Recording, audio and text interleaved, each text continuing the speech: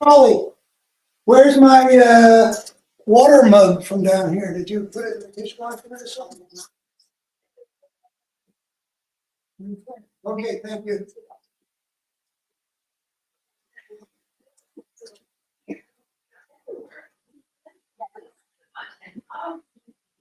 I made a trail.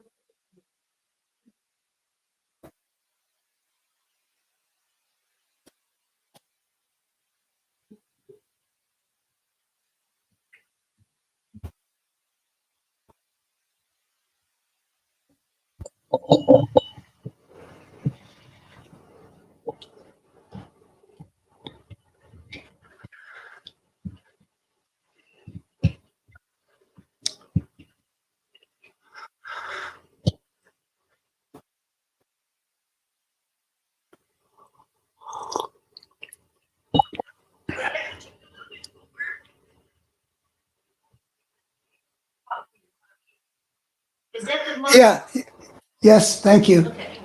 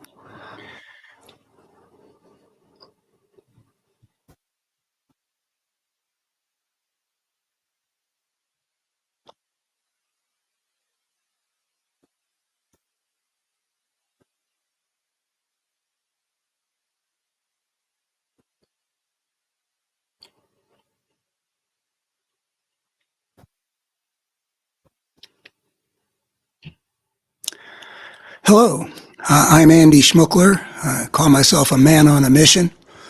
I'm going to start out talking about some interesting poll results from the Republican primaries.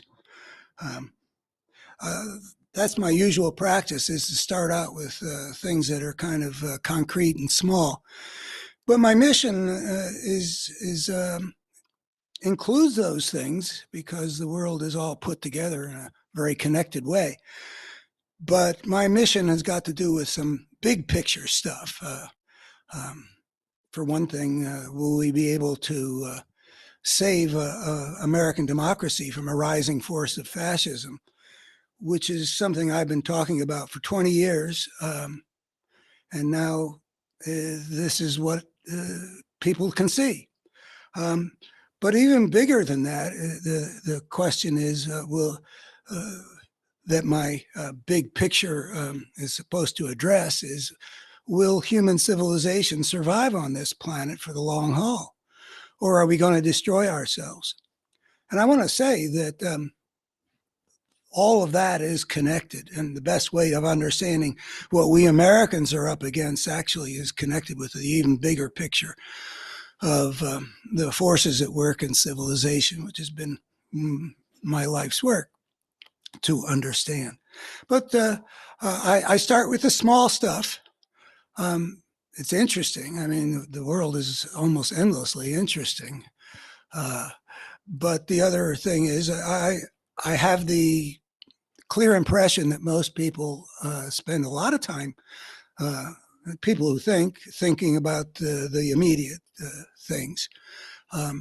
And at least in our era, spend very little time thinking about the big picture, or maybe even imagining that there is such a thing as a big picture that isn't more than just one damn thing after another, the whole being no more than the sum of its parts. But so anyway, I also, because I make some claims that people might think are implausible. And so I always feel like it's important to establish some credibility.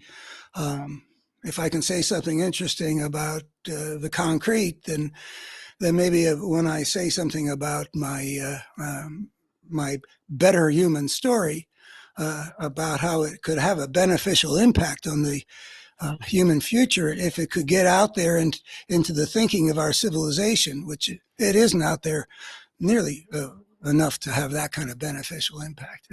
That people might think, oh, well, if it's not so terribly incredible, it could be true. Anyway, so let's go to the poll results that caught my eye this week. I live in Virginia, but independently, whether I lived in Virginia or not, I watched the Super Tuesday poll election returns come in. And I was struck by this thing. Voters in Virginia's Republican primary, two things were true. One is they were evenly split on the question, did Joe Biden legitimately win the 2020 election? Now, I expect that you know that the Republican Party has made it dogma that it was stolen. But it was evenly split between those who thought that Biden had won legitimately and those who thought he had not won legitimately.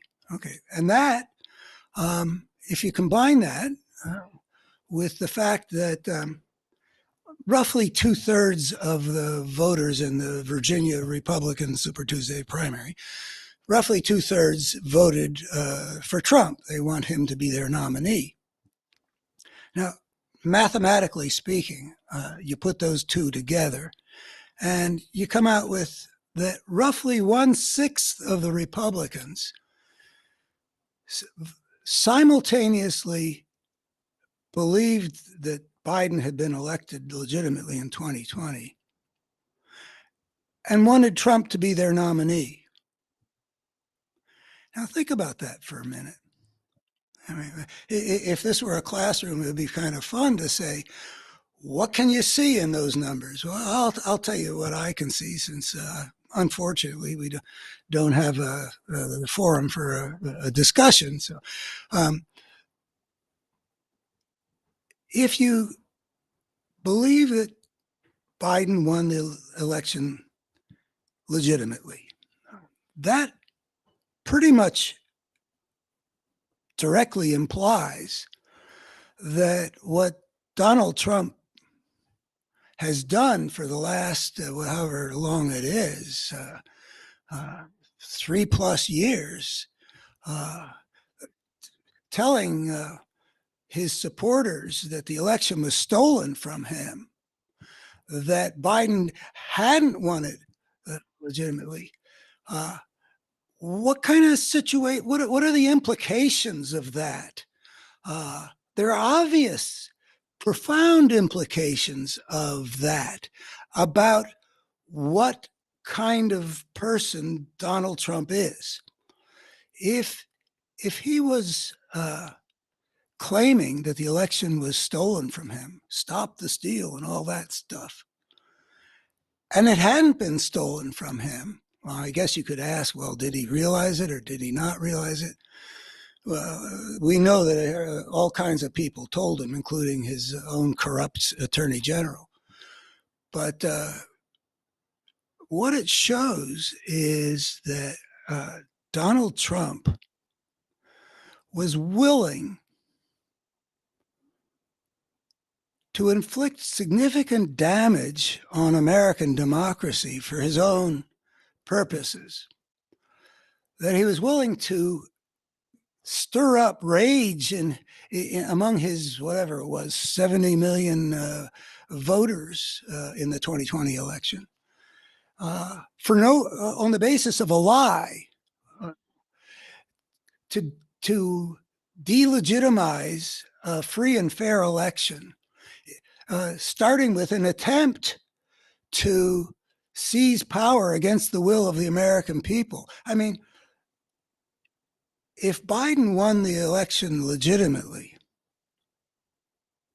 and the evidence for that, of course, is, just huge mountains worth of evidence, then what it shows about Donald Trump is really quite atrocious. We've had, in American history, we've had Benedict Arnold as the emblem of a traitor. He's nothing compared to what that would imply, that Biden had won legitimately. That by itself is damning of Donald Trump, in the most profound ways. So then we go back to those people who say Biden won the election legitimately. And then they say they're going to support that they want Trump to be their nominee. They don't vote for Nikki Haley. Nikki Haley did get about a third of the Virginia Republican vote. It was a pretty good showing.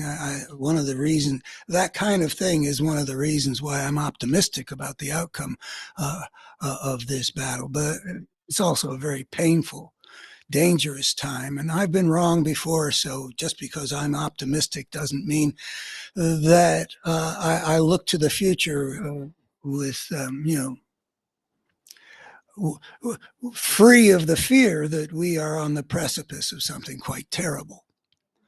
The battle in America between democracy and fascism is coming to a showdown. So here are these people. And I wonder, I have a background in psychology, some background. I keep on trying to understand the mentality that exists on the side of conservative America. I've never asked the question more continually, more almost obsessively, almost daily for the last X years, and failed to come up with an answer that actually satisfied me very well. But anyway, here's a particular place. The question, by the way, was that, how to understand the thinking of the people in the Republican base who are so enthusiastic about Trump and who, well, it seems to me that either they got to believe things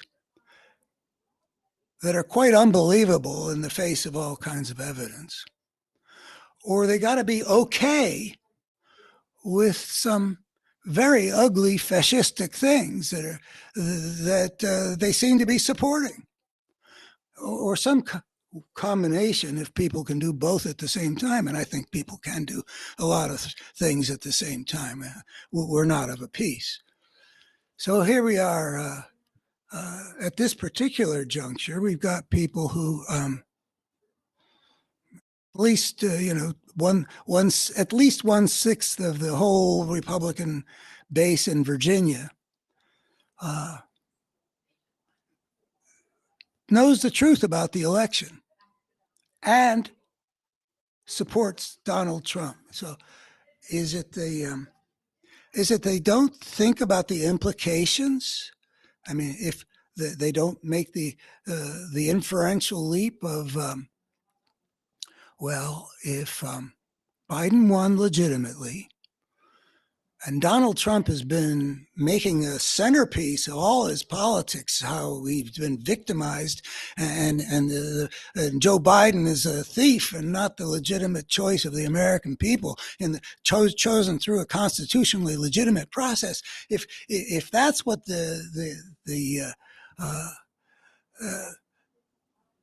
that big lie was about, it was a big lie, and look at the damage that it's done.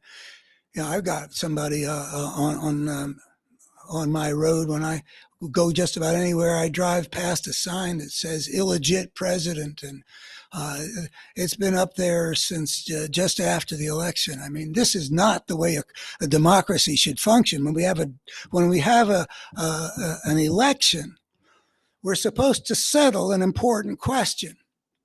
Who did the people hire to do this very important job? We don't want to delegitimize a legitimate president. First of all, he's got a big job to do, and it doesn't help to have whatever it is in the Republican base. Like they're 3/4 of the Republican base, the polls have shown over the years, have believed the big lie. I don't know what this Virginia thing is what changed? 3/4 down to half? Okay, well, that's something I don't know. But here they are. They believe something that one step away is Donald Trump is a sociopathic monster who's willing to damage the country in significant ways to get what he wants for himself. That is not who you'd want to have be president. if they did make that inferential leap, which is, I think, how do you avoid it? But if you did make that inferential leap, that he's just this selfish bastard who doesn't care anything about anybody but himself. And I saw on TV somebody who had been his communications director and then resigned on January 6th because of what Trump did and didn't do. She was saying he doesn't care about anybody but himself. And she's been right there with him. Do the people who are supporting him not see that? I just am endlessly mystified. I'm a person who I've been in something of a unique position as far as liberals go. I did 10 years of a lot of talk radio, talking with callers here in the Virginia Shenandoah Valley from 1992 to 2002. And then I had a somewhat different life and had to squeeze the radio in from a distance when I was teaching a variety of things in New Mexico. But for 10 years, I got to know these people, and the people who know them only from their recent politics think they're terrible people. But I know differently. I really had a great fondness for them. And I keep on trying to understand, how is it these people who seemed basically like good, decent people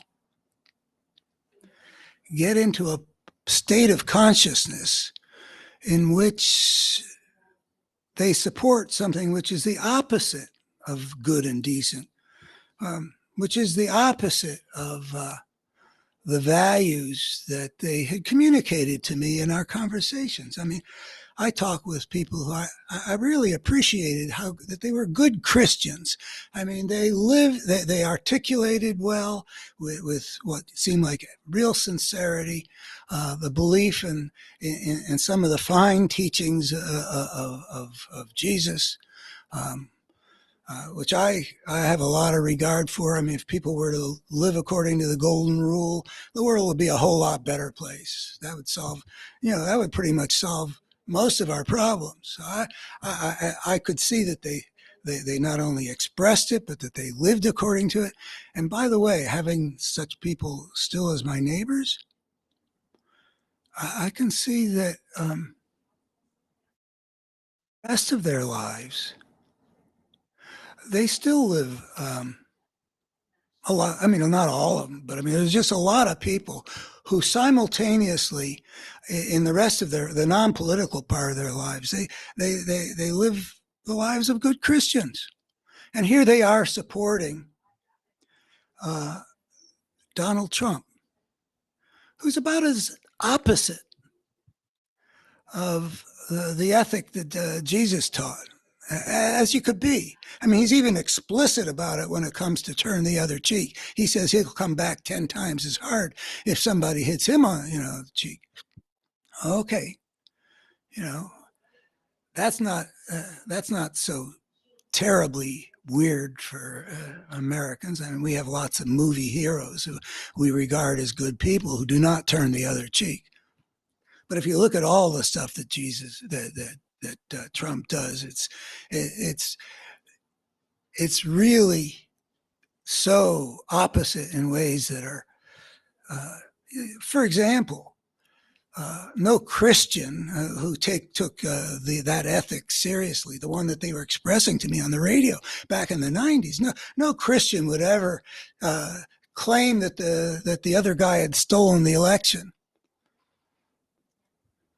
Anybody who did that, he was the first loser of an American presidential election not to admit defeat. What a monster. How do these people that were good Christians embrace a monster like that? Well, what happens? Really, really interesting question.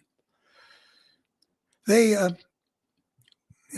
besides the Christian thing, the people that called into my shows when I framed questions about questions of meaning and value that we face in our lives, and they'd call in and they would talk about, they would convey in a way which, I have a I can pick up what's sincere and what's not sincere. I think they were sincerely expressing a reverence for the Constitution. And here they are supporting a guy who's just almost quite nakedly attacking the Constitution and the rule of law. They were law and order. This guy's a criminal. They support him. How does it work? And then there's the idea of good character. When I was writing op-eds for the Baltimore Sun back in the 90s also, I spent a fair amount of time on the polarization that was taking place, and I expressed some respect for the conservative position regarding character. The liberal side in that increasingly polarized time as we were moving in this direction of virtually towards civil war. It was early in the process, but there were some discussions that were going on in the culture war. I think the culture war was already a big phrase at the time. There were discussions that had to do with character. And the liberal side, I thought, was too willing to overlook defects of character, too willing to make excuses for people rather than holding them accountable. And I felt that there was a virtue in the conservative view that an important part of making the human world whole is to have people who have good character, like integrity, for example. A person of their word, and those virtues you can see played out in American mythologies, the old movies, the westerns, and yeah. So besides supporting the opposite of a Christian, and the opposite of someone who will respect their oath to protect and defend this revered Constitution. In addition, I think Donald Trump has the worst character that I've ever seen in a human being. I don't know if that quite equates to saying he's the worst human being I've ever seen. I mean, is it? I think he's worse than Jeffrey Dahmer, the guy who had cannibalistic tendencies. But in any event, I've never seen any human being that manifested so many character defects. I mean, you just go through the 7 cardinal sins, or you go through the greed and the lying and the bullying and the cheating and the demeaning. I mean, it's just he's got every character defect that you could think of. And these people who have been on the conservative side and who had shown in our conversations, often had shown good character, and had articulated their vision of what we're called to do as people who live among other people and have honest dealings and such. They would have shunned somebody who would stiff their contractors, who would defraud people, that would set up a charity and then use the funds for their own self-enrichment and spend $10,000 buying a portrait of himself, if I recall correctly, from several years ago. So there are mysteries, and that poll result in Virginia brings that kind of mystery into focus. okay, Biden won. The election wasn't stolen. Donald Trump has been making the idea that the election was stolen from him the center of his politics. Therefore, I'm going to support Donald Trump. It's a puzzle, and I've got an op-ed piece that I'm going to be submitting next week that it'll go out into the Virginia Shenandoah Valley, and it'll call attention to this contradiction. You know, I'm letting myself speak very associatively. It's part of my strategy, actually, to achieve my mission. I want to show that there's a lot of connections that can be made, and making those connections in a way that's not necessarily systematic. I mean, I do systematic, and I can direct you to how you can see where I do it systematic. But there are a lot of pieces, so I can't present them all systematically and have you. So I try to show in these conversations that I claim that all these little things that I'm getting into are all can all be combined into a single integrative vision that puts some things into an importantly different light. And my belief is that if I show you by jumping around, and I hope it works okay for you, that I'll jump around, that you'll see that I make some sense when I here and there where you know what I'm talking about. And that if I assert that all these things are all part of the same thing, like this election with Donald Trump is all part of the battle between democracy and fascism that's been going on in America for a generation. And it's part of a global struggle of democracy against fascism, where democracy's been losing ground, not just in the United States, but in a variety of other countries like India and Turkey and Israel and Sweden. And there are threats to democracy. And the question arises, what is all that? Why is that going on? And I want to identify that the question of what's going on at a global level that accounts for this pattern of fascism rising. And I want to admit, again, this is a question I ask myself a bunch, and I've asked other people, and I've got pieces of answers, but I am not at all satisfied. And that's another part of my strategy, because I make some really bold claims about the big picture I've got to offer.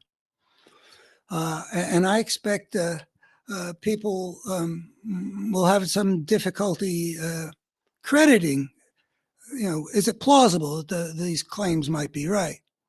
And I want to say that it was part of my family culture, the values in my family, to admit what you don't know and to acknowledge it and not to pretend you know what you don't know. So I've admitted that I can't understand what's happened to the Republican base. I haven't been able to build a psychological model. I mean, I got a variety of things to say, but it still seems mystifying. What the people I talked with in the 90s now are supporting Trump, I don't get it. And now I'm also saying that we have a global phenomenon in which the American crisis is the most important place where this battle is being waged between democracy and fascism. But we are part of a much bigger pattern. And I'm admitting that the question, if democracy has given way to a fair amount of fascism in a variety of societies that don't seem to be connected, like, Brazil sort of seems to have recuperated from Bolsonaro, but I think we should. What happened in Brazil for 4 years is a case in point, even if it turned out to be reversible. And Poland is a hopeful thing where the beginnings of democracy after the end of the Cold War gave way to an increasingly fascistic regime, and they just had an election in which, yeah, they seem to have turned it around. We'll see how that works out. Why is this happening? And then there's India and Turkey. What's the connection between them? And then there's the world's one Jewish state that's been taken over by a fascistic element that didn't used to be what the hawkish side of Israeli politics was about. I mean, they had hawks who had learned the hard way that you gotta be prepared to fight for your survival. People like Menachem Begin, who was the first non-labor prime minister back in the late 70s, but he wasn't a fascist. He was a guy who, when Sadat reached out, they made the bond that helped to build a more peaceful Middle East. But this government, this Netanyahu government, it's not only somewhat fascistic in its leader, but also he depends for staying out of jail, I think, as he sees it, on keeping on the good side of people who were always too fascistic for any previous Israeli government to think about including them. It's sort of like the way the Republican Party used to not have any dealings with the John Birch Society, and like the first President Bush, when David Duke, the Grand Wizard of the Ku Klux Klan, became a Republican nominee for whatever it was, he felt an obligation to get up and say this is not what the Republican Party is. But Netanyahu, another sociopath, who's alienated all kinds of people who have previously trusted him and then found themselves betrayed. He brought in people like Smotrich and Ben Gvir, and they are Jewish Nazis. They're Jewish nationalists. They're all for ethnic cleansing of the Palestinians. What's that got to do with Modi in India? That's taken what was originally founded to be, Gandhi's vision of a multi-ethnic society in which Hindus and Muslims treated each other, with some kind of mutual respect. It's become increasingly a fascistic state with a lot of the trimmings and usual,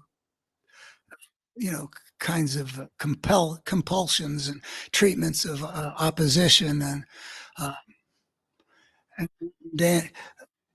not giving the other side their due consideration. I just read this morning that the incorporation of mostly Muslim Kashmir into just being part of India after all these years of that being a sort of a point of conflict. It's like what this Netanyahu government has been doing on the West Bank. It's seizing stuff, just like Putin, the great fascist invader of Ukraine. He's taking what's not his, which is like Trump, using the big lie. Not just because he likes to lie. I've never seen anybody who doesn't even hit a speed bump when it comes to the truth. He's happy to lie about, not for the sake of lying, but because he wants to seize what isn't his. The idea that there will be rules that govern what you do. In Trump's case, you lose an election, and whatever you feel like, you obey the norm of you stand up once on Saturday, November 7th, everybody called it for Biden. every other loser of an election that looked just like that would have gotten in front of the cameras and whatever they felt would have wished the new president well. It's sort of the American tradition. It's part of the peaceful transfer of power. I know the feelings have not always been very warm, but like George Bush the first, his handoff to Clinton was beautiful. I mean, there's some documentation. Donald Trump instead calls him a thief. He calls the winner a thief because he's a fascist in his heart, and fascist sees what isn't theirs, sees the West Bank, sees Ukraine, sees Crimea.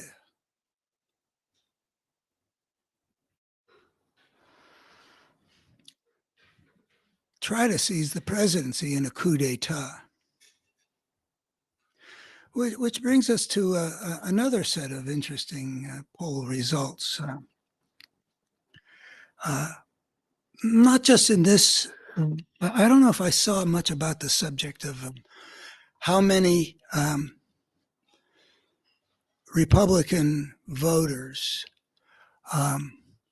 would be moved by a conviction of Trump in a trial to reject him as a candidate for president.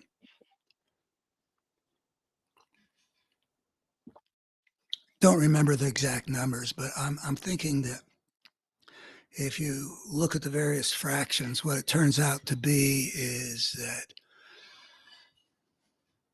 Trump could lose 30% of the Republican vote. It's substantial anyway. I wish my memory were better on this, but it is substantial. The number of people who say that if Trump were convicted of the serious felonies with which he's charged in these 91 indictments, they wouldn't vote for him. And that, I mean, in a presidential election, any kind of any defection of that magnitude, or even a substantial fraction of that magnitude, would be decisive, probably. I'm calling for a blowout in November, even while I'm worried about it being the end of American democracy. It depends on which pieces of the picture you think are indicative of where things are heading. So I worry and I'm confident.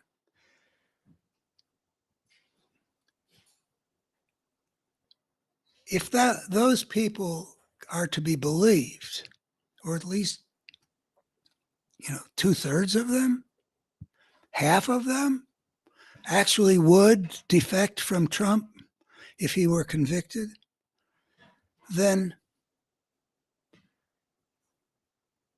it would be a very important part of the battle to preserve American democracy, which includes as a very first important step defeating Donald Trump in November. It would be very important to treat the delivery of the verdict to the American people so that the maximum number of people know that Trump is guilty of serious crimes, that he be convicted, and I'll add the phrase for reasons you'll soon see, he's convicted in their minds. I mean, they need a verdict, they say. If he were convicted, well, what is the significance of the verdict? Well, a jury, I mean, I'd like to think that they think this way, but I have no idea how they actually think. But if I were to think that way, I would say, well, the evidence has been presented in a system that's been set up to tell the jurors what's true and what the law is, and whether the facts and the law combine to call for a conviction or a not guilty verdict. And these people have, in order to convict somebody, the jury has to be unanimous in voting to convict, so that if he were convicted, that would mean something. It would be a serious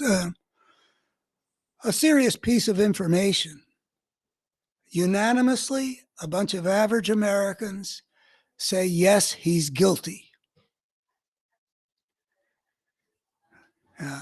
And last time I was on here, I talked about the corrupt act of the Supreme Court, which is just taken steps on the most important charges, the January 6th things, the coup d'etat crimes. And they have, without rendering any opinion on something which isn't even worthy of debate, have given Trump some months of delay that make it much more likely than not that those voters who wouldn't vote for Trump if he were convicted will never see whether a jury would convict him. That's what the delay is about. And I talked yesterday about that the Supreme Court is no longer to be understood as an organ of the government to protect and preserve and interpret the Constitution, to make sure that the law and the Constitution determine the outcome of our conflicts. That's the court's real job, but it isn't that. And they showed it. They showed it right then and there when they, for no good reason, made it likely that those voters will never see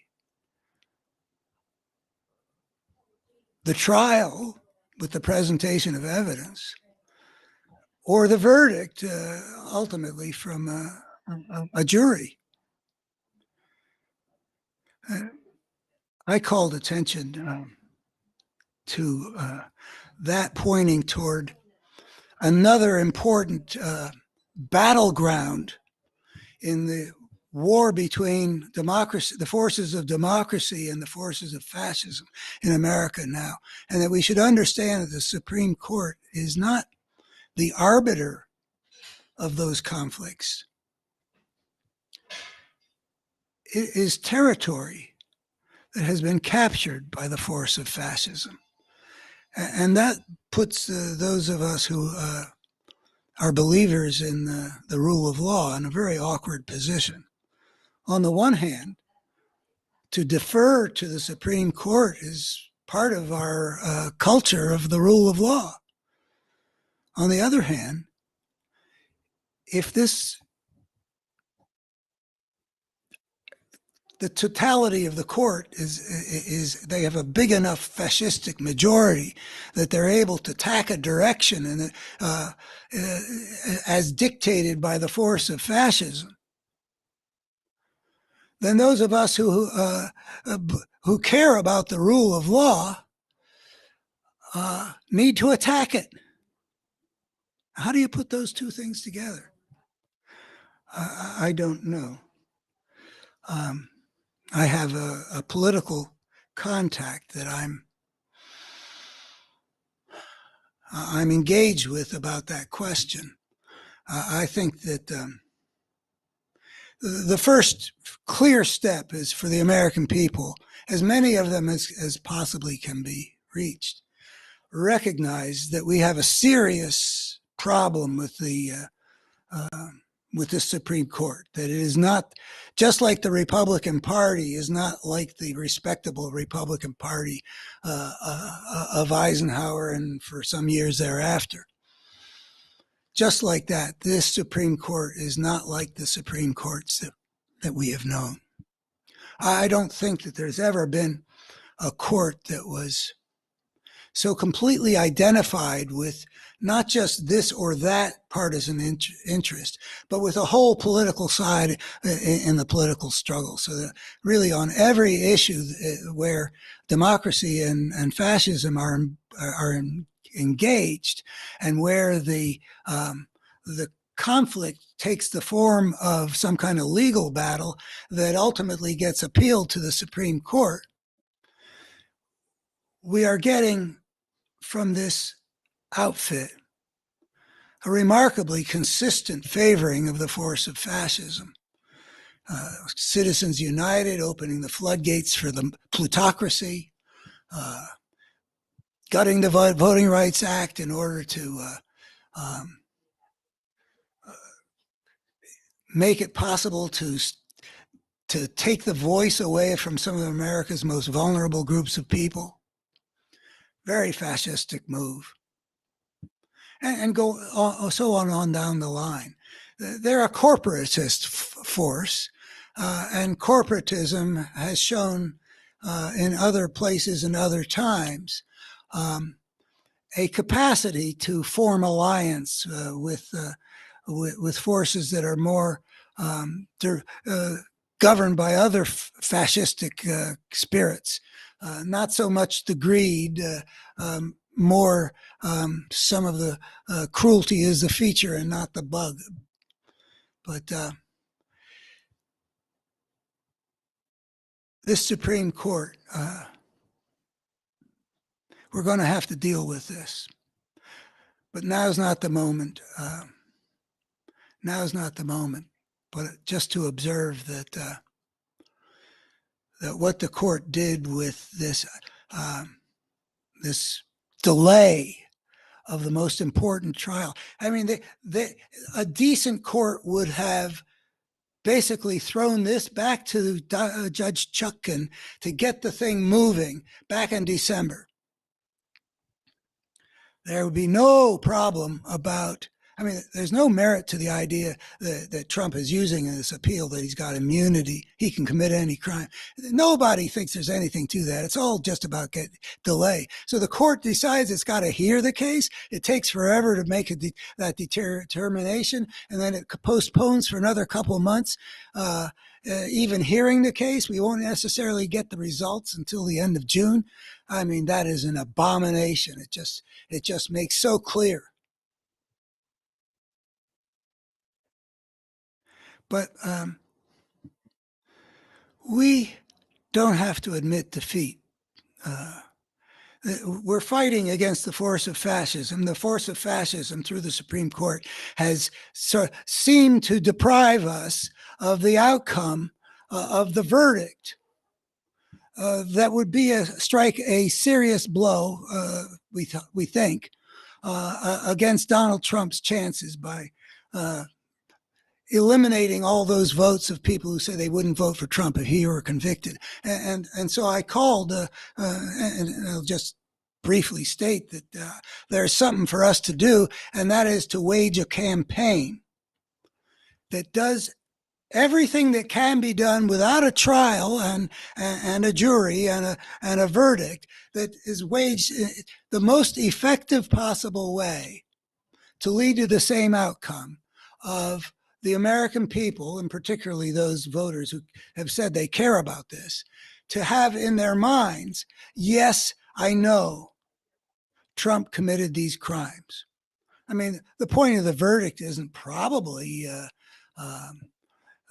that the legal process is concluded. I mean, he just would appeal anyway, so it would be a long time before he was in prison. Isn't the crucial thing for these people to know that he's a criminal? Or does it have to be formally delivered? If you can get 2/3 of the American people to know that Trump is guilty, you know,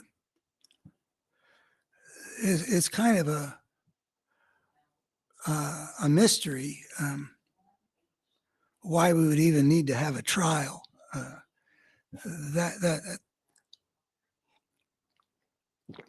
if the point is to know whether Trump is guilty,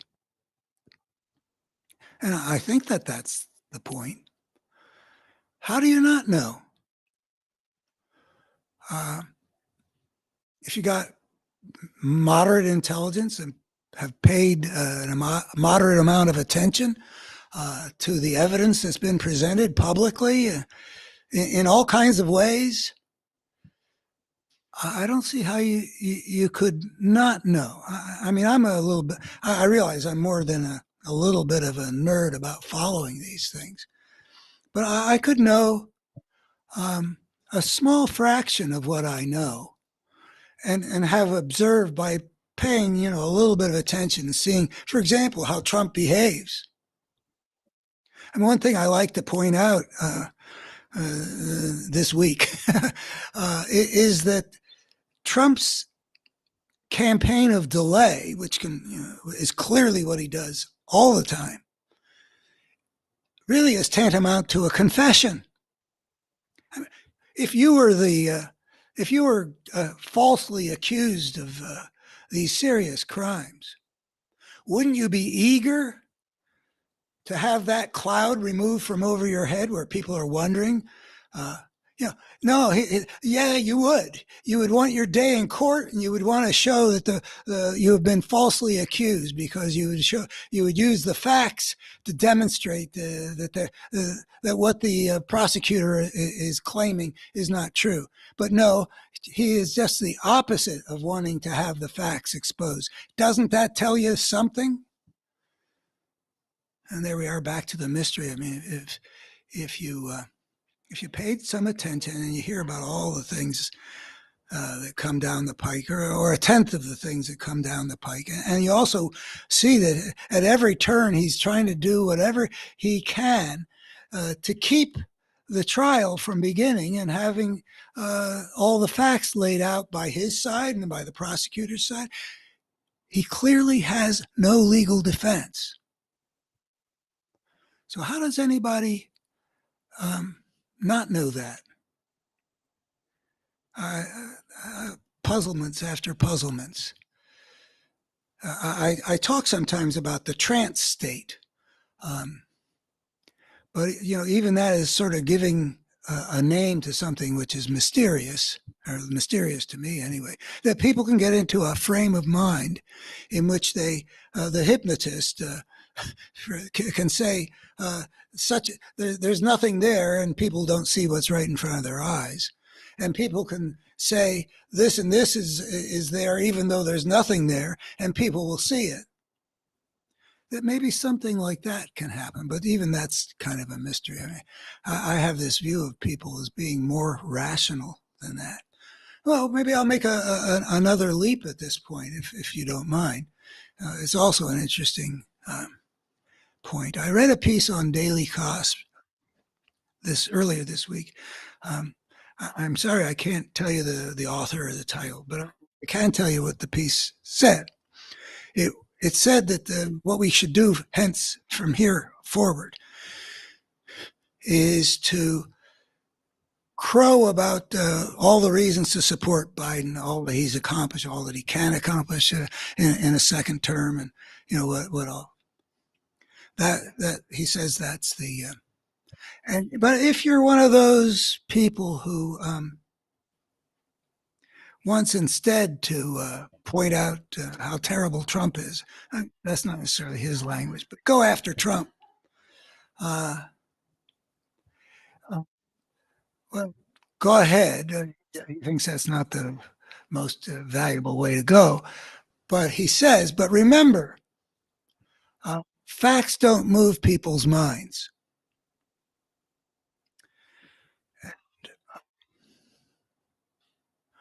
I want to. I know that there is a body of sort of psychological literature that's in support of that idea. This guy says people don't vote on the basis of facts; they both vote on the basis of their feelings about this or that. Well, but where do the feelings come from? I mean, if you see that something is true and it's different from what you thought was true, then aren't your feelings going to change? The Vindeman, the guy who was such a nice patriot in the first impeachment trial, his family culture taught him that in America, truth matters. And I think it really must. But that doesn't mean that we can't be compelling in the way we deliver the truth. I think that what's called for to counteract what the court has done is to have a campaign which makes use of all of the various things that we know about how people can be moved. There's a lot of human creativity running around that can create a great music video, that can create a great Lincoln, what's the name of that anti-Trump, the Lincoln Project. There's creativity that doesn't say you gotta present the facts in a completely dry way. You can do that too. I mean, I think I don't know, since I don't know why everyone doesn't know that Trump is guilty, because it's really so obvious. I know it beyond a reasonable doubt, even beyond an unreasonable doubt. I know that Trump is guilty. But I don't know what a great campaign would look like to address the people whose minds don't presently know that Trump is guilty and move them into, yeah, they know that Trump is guilty by the time we get to November. And by the way, I think that this is a campaign that should get off the ground rather soon. My belief is that that we need to have a fair amount of mental furniture moved in order to optimize the outcome. That there are a lot of people who are not experiencing, not seeing clearly enough, and not experiencing deeply enough the real stakes in this campaign. What's battling what? I think that if you need to move a fair amount of the people's furniture, mental furniture, I mean, psychologically speaking, I kind of know what I'm talking about, but I kind of don't. But if you have habitual ways of seeing and you have a perspective that you've used, there are going to be a whole lot of well-established avenues of thought and perception. Habits are really a big deal. Mental habits are a big deal. And there are a lot of people who, when they look at Trump and Biden, are not seeing things very much in the most meaningful, valid, true ways. I mean, the Trump versus Biden is fascism versus democracy. And it is also, and this is another part of the big picture, it can be shown that it really corresponds to two coherent forces, that one of which consistently makes the human world better and one of which consistently makes the human world worse. There is, and has been since the beginnings of civilization, an opposition of two coherent forces that's been at the center of the human drama. And that describes those two forces. And if you watch how they behave and how they interact and how they're battling over the destiny of human civilization, and I claim I can show these things to be true, they look very much like what the religious perspective used to think of as good versus evil.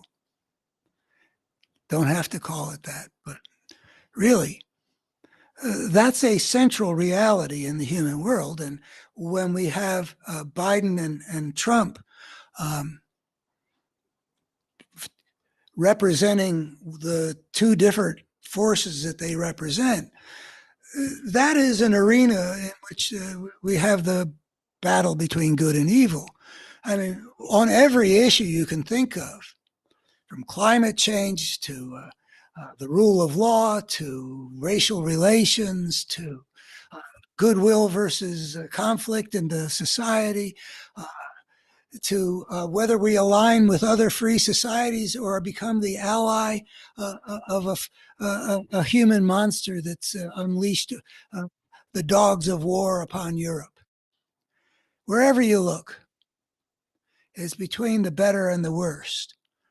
And by the way, this is a secular way of looking at things. It is not the religious way. And what I'm saying is that what I'm trying to offer is a way of understanding the forces that work in the human world that fleshes out some very important defects in the current secular worldview. It's very important to see things whole. The fact that today's secular worldview doesn't see things very whole and doesn't recognize the nature of the forces that are embattled, it has had the effect that liberal America and the Democratic Party, between the secular worldview, the liberal America, and the Democratic Party, basically they're dimensions of the same parts of the American body politic. There's an alignment there. And defects in the secular worldview prevented the Democratic Party from seeing what was taking over the political right.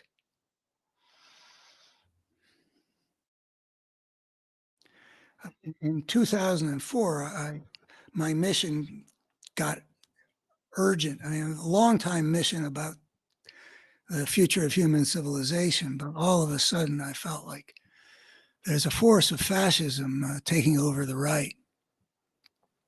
And it's important to see things whole. For example, it's important to make connections. I mean, what do you make of the fact that from things of Limbaugh, Gingrich, Fox News, Karl Rove, that whole W presidency, onto across the board obstructionism, and up to the dawn of the age of Trump, where the wolf that had been gaining power all along had thrown off the sheep's clothing.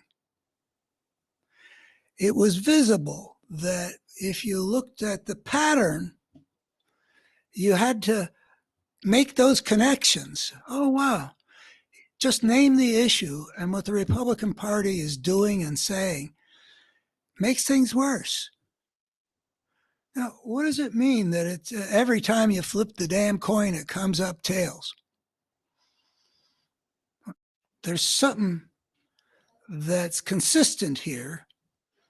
And I say you can infer the existence of a force that consistently works to make the human world worse. And by the way, that is my definition of evil.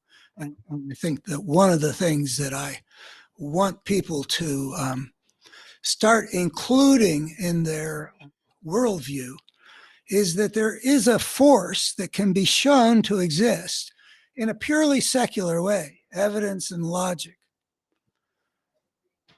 that can be described as a coherent force that consistently works to make the human world worse. And that is really a pretty decent definition of what has formerly been defined as evil. That's what evil does. Is it consistently works. It was personified in Satan, the devil, with his malevolence.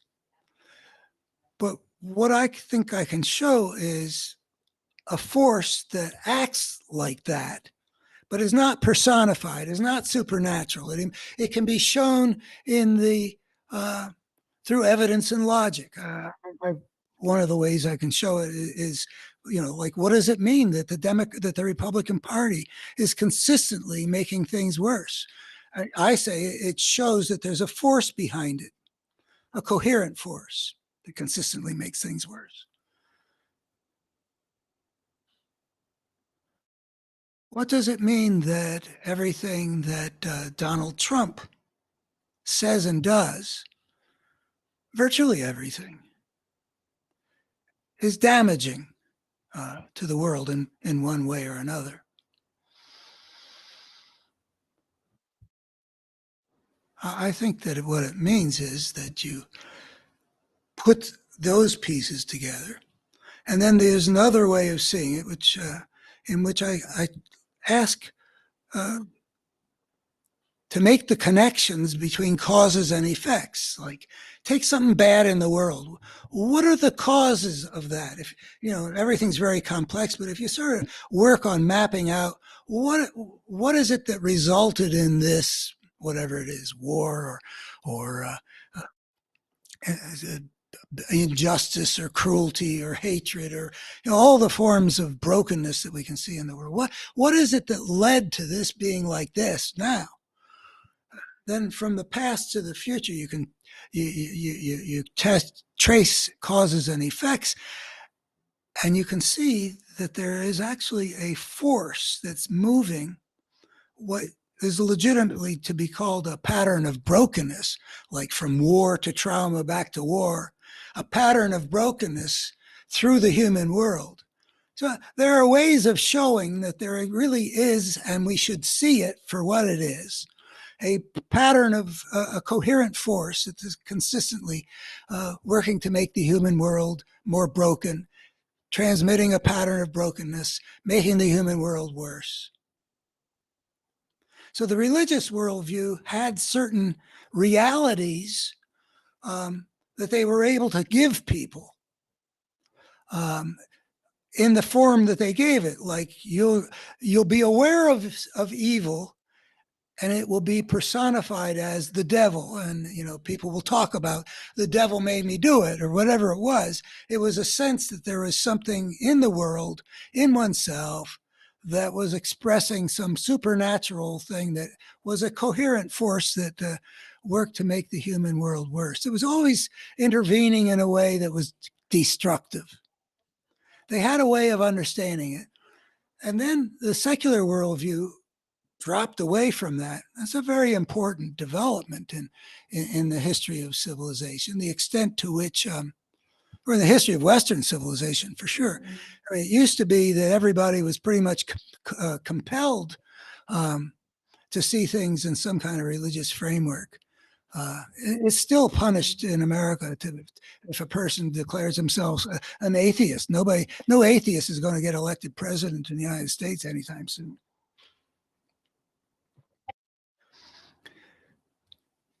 It used to be that a secular worldview like science encourages. Let's look at the facts and draw the inferences.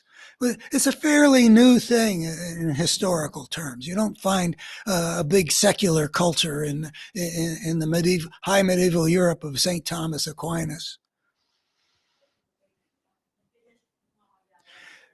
It's understandable that the secular worldview might leave a few important realities behind. And one of those realities was there actually is a force at work in our world that is best understood.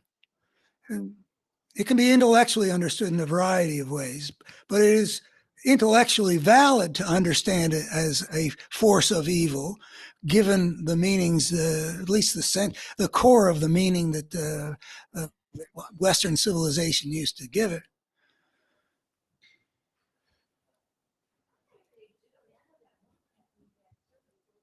There is a force that people didn't see when it was taking over the right. And one of the values of seeing things whole, seeing the underlying forces at work, is not to be immodest, but I saw, starting in 1990, 1992, when I leaped into doing radio work, I saw that the minds of the conservative citizens of America were being poisoned. I didn't understand the bigger picture within which that fit. But I threw myself into radio because what Limbaugh was doing to people's minds really couldn't just be allowed. I wanted to battle for their hearts and minds, and not as a liberal, but as somebody who believes in mutual respect and honesty and integrity, and the things that showed the brokenness of the force that Limbaugh was putting into the world. And it turns out, I think we understand that there was also a kind of fascistic force that was bankrolling Limbaugh's becoming the Godzilla of talk radio. And because I see things, I continually look for the big picture, which is really what I'm on a mission to present, mostly, not the poll numbers by themselves.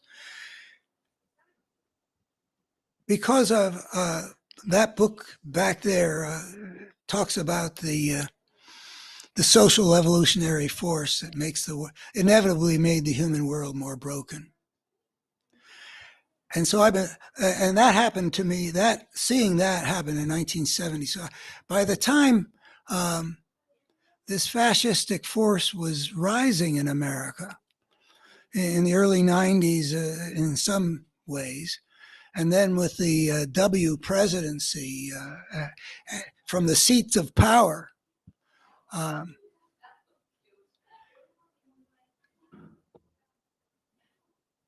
I tried to convey to liberal America on forums like Common Dreams and on forums like my own website, which it was nonesoblind.org, and you can find that as a portal on my current website where I do all this stuff much more systematically and don't bounce around and make connections in all these different ways in an unsystematic way. But there I lay it out systematically on abetterhumanstory.org. And I interacted with liberals and continually trying to say, we got to see this thing whole. This isn't politics as usual. I mean, how many people recognize? I don't think liberal America recognized, even into the Trump era, how much they had failed to confront a force of fascism that was rising in front of their eyes. I'll present. This is probably kind of risky. I mean, who the hell's going to appreciate me for talking about Obama's terrible limitations? I mean, I love the guy. He's a splendid guy, but he was completely ill-equipped to deal with an opposition like what the Republican Party had already become under W. Oh man, and it was indicative of the state of liberal America that they didn't. When Obama ceased to be president, the way liberal America celebrated him, as if there was no awareness whatsoever at how he'd allow his clock to be cleaned by the Republicans in the Congress. He had never fought them, never treated them as the enemies they clearly were. Now, there's we could conjecture a lot about why he didn't fight them. I mean, he was skilled at the jab. If he had made up his mind he was going to fight them the way FDR would have fought them, he would have done fine. He had to call attention to what the Republicans were doing, which was disgraceful from the beginning. As soon as they refused to work on solving a national problem with health policy change, when we had tens of thousands of people dying and trillions of dollars being wasted unnecessarily because we didn't have a decent setup for health care for our citizens. Their conduct on that was from beginning to end was disgraceful. The Democrats never saw that this is, this is expression of a really dark force that punishes people for keeping their campaign promises and delivering on their mandate, and it simply does everything they can to impede. And not only on healthcare, but across the board, they just wanted to make Obama fail.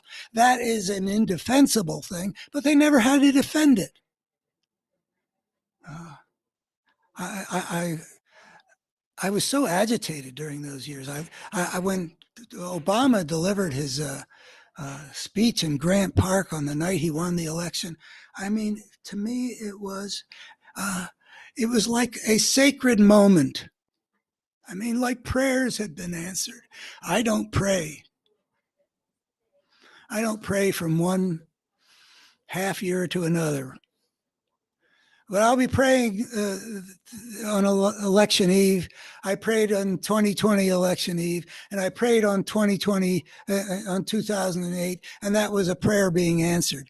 Obama could have been the transformative president he wanted to be, but he didn't seem to recognize what he was up against. And that's the title of my 2015 book, What We're Up Against. You can find it on Amazon if you're interested. It presents all the layers. It doesn't have Trump in there. Trump is the wolf without the sheep's clothing that took over the fascist wolf that the Republican Party had already become. And it was, if you looked at all the connections and you were looking for the big picture, which liberals weren't. They weren't putting together the fact that the Republican Party was the only party among all the Western democracies to be so much into climate denial and so much the instrument of the fossil fuel industries, not the conservatives in the UK or Germany or France. The conservative part, or Australia, the conservative parties everywhere else were not nearly so much the servants of corporate greed on the issue of climate change. And you could go down the whole list of major arenas of dispute.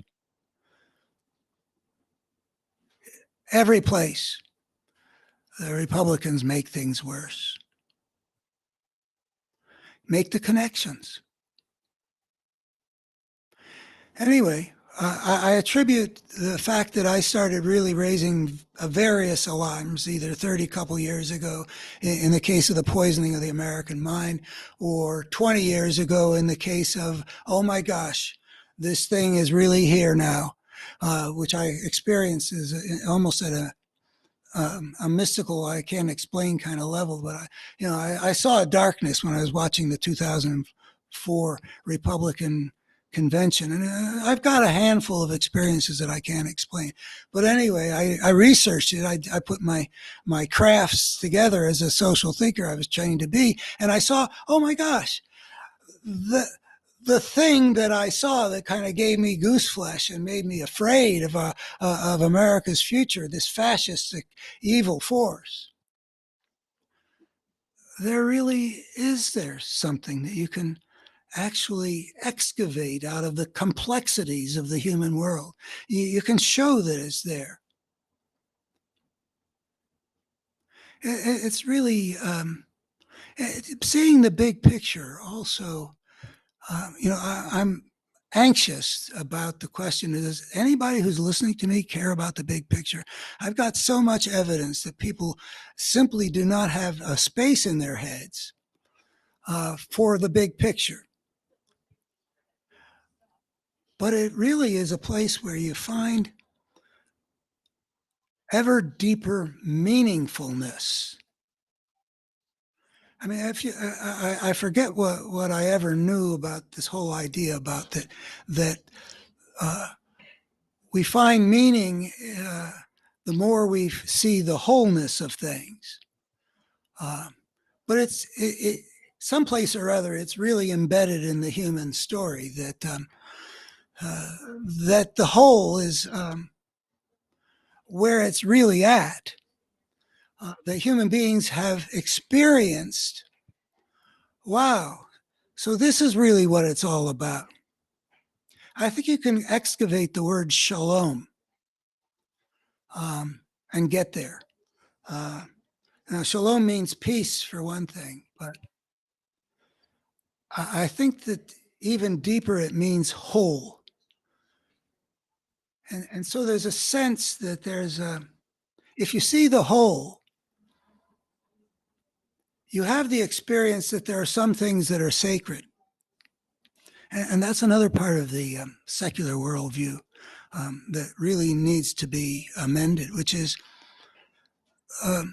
there is a reality to the notion of the sacred. There's a reality in the only way that there could be a reality. I mean, if there are no creatures or beings that experienced anything as sacred, what could it possibly mean to talk about something being sacred?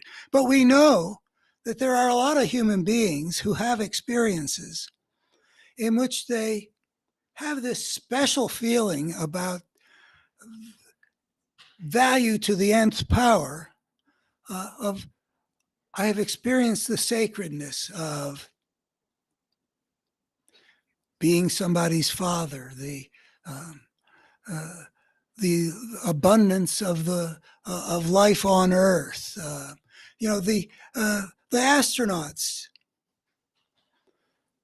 were the first human beings to look at our planet from a vantage point that no human beings had ever been able to look at it before. We'd always been earthbound. Here, these guys are out far enough from the Earth that they see it as what came to be called in the posters that spread across the world, the blue marble. And a couple of astronauts had a spiritually transformative experience upon seeing that. A powerful, impactful experience that had to do with, in a sense, seeing our planet as sacred and something that we had to take care of. That kind of experiencing of something as sacred is the only way anything could be sacred. And we, human beings,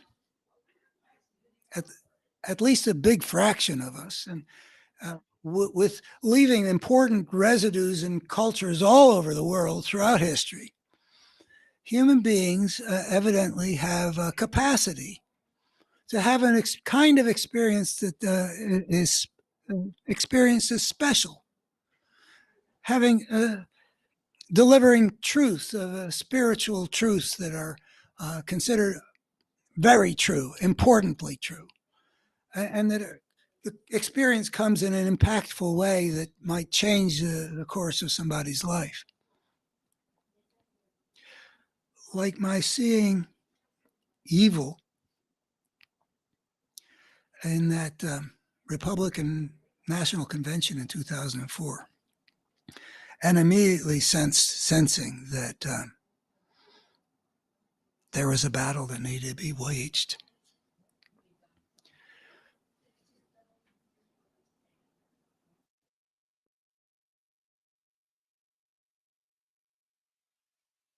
When we fight in this campaign, we're called upon to bring to it all the powers of goodness that are available to make us more effective in defeating this coherent force that consistently makes things more broken, evil.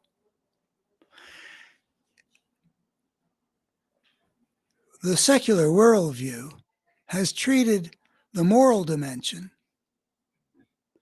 and the spiritual dimension as not really real. You get into talking in liberal America about moral judgments, and you can fairly quickly get into places where people are saying things which imply that judgments of value are really merely subjective, merely matters of opinion, not founded in what's really real.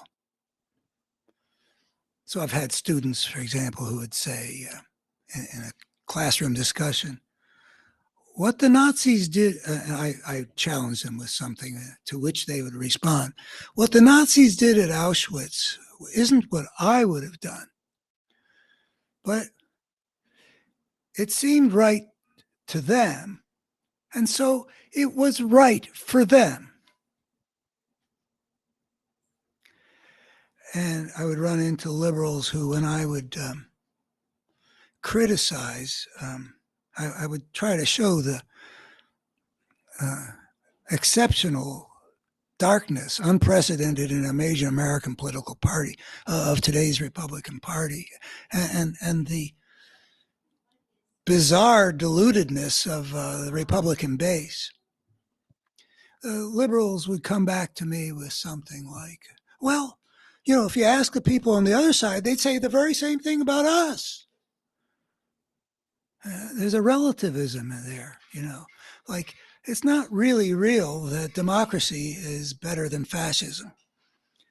It's not really real that the rule of law as a principle to govern the competing, conflicting aspects of running a society is better than a lawless tyranny at the top.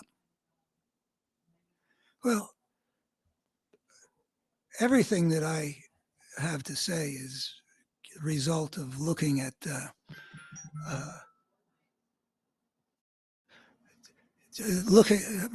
looking at the story of our civilization through the prism of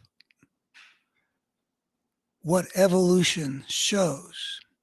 Our civilization does not have a lot of generations of breaking out of the time perspective that dominated Western civilization for forever.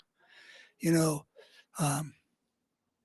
in Genesis, the two sons of Adam and Eve, Cain and Abel, they're already on the civilizing path. I think one of them is a farmer and one of them is a herder. I can't remember which is which. And there's some interesting anthropological interpretations about what Genesis is doing in mythological terms, dealing with one of them murders the other. So I forget what all that was about, but it was very interesting. Anyway, that's the way that we have tended to think about civilization, is that we've taken it for granted. But if you look at the story of our species in the time frame and the evolutionary perspective that the scientific breakthroughs have shown, that 3.5 billion years or 3.6 billion years went by before we ever had a human farmer or a human herder.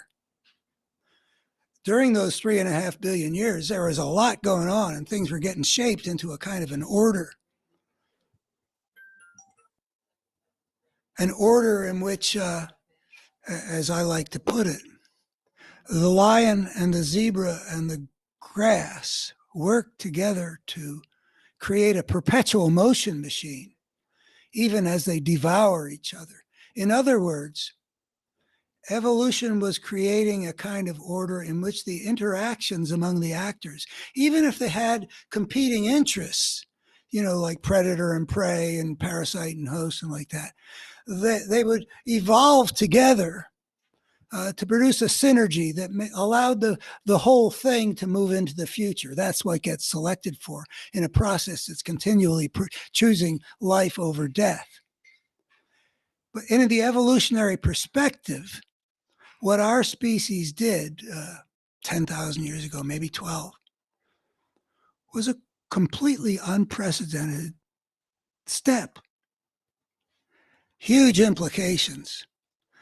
I don't know if I'll go into it, but basically, any creature that extricates itself from the niche in which it evolves biologically and creates a new kind of life form, which has been invented by that creature, and creates this, inevitably creates a situation that's unregulated, which generates a social evolutionary process that drives things in a direction that the creature would not have chosen but could never avoid, because it's dictated by the systemic dynamic that you see is implied by breaking out of order and falling into disorder, where there's nothing to regulate how these civilizing societies will interact with each other. Well, maybe I'll go a step further on that. Inevitably, it constitutes an anarchy, which generates a war of all against all, which in turn generates a selective process for those cultural options among all those that are presented on the world stage. Only those options that can prevail in a war of all against all can survive and spread, while all the other options get swept away. What that means is that the systemic anarchy, which is inevitable for this new form of life, essentially chooses the direction in which things will evolve. It will evolve in the direction of what I term power maximization. Whatever gives you success when there's intersocietal anarchy. And I like to point out what we've seen in societies when anarchy breaks out, like Lebanon in the late 70s, early 80s, Somalia in the early 90s. What you see within a certain period of time out of that anarchy, there emerge warlords. And the warlords call the shots for everybody. But it isn't the people who chose that those are going to be the people calling the shots. It's this dynamic of the system, which the evolutionary perspective, which says that there's an order before this point. The evolutionary perspective shines a light on the unprecedented step that was invisible to the people who put together Genesis, who thought that we made that step, as soon as mom and dad had two boys, we already had civilizing societies. No, we were hunting-gatherers for hundreds of thousands of years. And we were primate bands for millions of years before that. And all of that was basically continuous, even as culture emerged. But culture is a larger thing, and civilization is a particular thing that culture can blossom into. Culture can enable a creature to change the rules of its game so that the animals that they used to hunt are now penned up. And the plants they used to gather are now sown as crops. A whole new kind of situation, something that had been invented. Societies that are capable of expanding and are eventually going to have to deal with each other. Civilization emerged in places like the Nile Valley and the Tigris Euphrates in clusters, and they kept on being thrown into a war of all against all, which had the effect that eventually in all these places you end up with essentially the spirit of the gangster, the warlord, calling the shots. Tyrannies over masses of enslaved people. The spirit of the gangster inevitably will have a disproportionate say in how that civilization will develop. And here we are in America, watching a multidimensional fascistic force working to advance the spirit of the gangster, make it more powerful in shaping the world. That's the nature of the battle between Biden and Trump on the ballot this November. The spirit of the gangster is right there. You know, the mob boss everybody talks about. I mean, as I pointed out recently, he talked about NATO as if it was a protection racket. The spirit of the gangster. He compels everybody into submission. Everybody within reach. He's not even willing to have a national Republican Party that's belongs to the party. Everything has to be subordinated to him that he can bring under his thumb. The spirit of the gangster. And same thing's going on with the gangster in Moscow. Look what his disproportionate say in how the human world is moving now.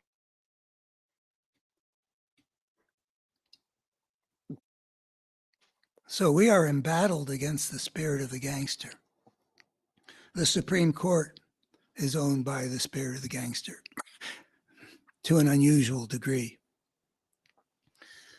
Donald Trump wants the presidency to give him powers that he can wield like the gangster he is.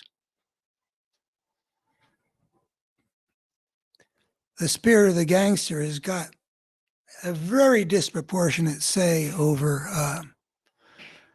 how the Israeli nation deals with its neighbors. I mean, there's way too much support for the spirit of the gangster in Israel, more than there used to be.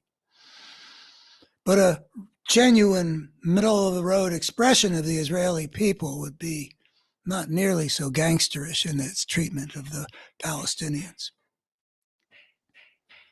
in Gaza and in the West Bank.